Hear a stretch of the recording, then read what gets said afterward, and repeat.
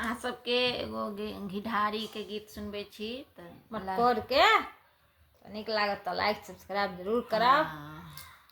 और अपना बेटा बेटी के सब घिढारी कराब। नहीं तो कहीं नहीं छो कहावत में कथी कहे छिए दिया बेटा बेटी ककरो घिढारी कर मंगलो।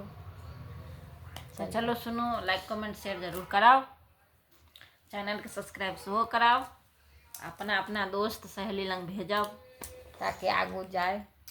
चल कह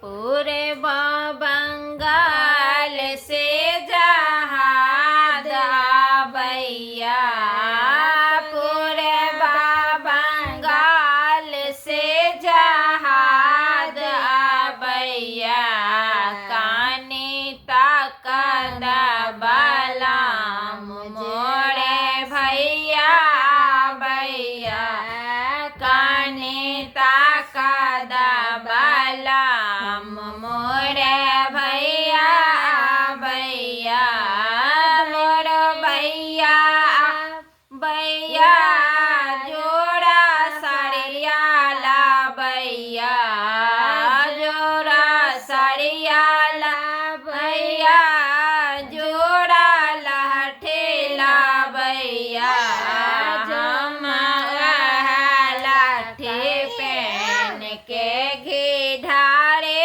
करबै ना, हम लाठी पहन के घिढारी करबै ना, पूरे बंगाल से जहाज आबैया, पूरे बंगाल से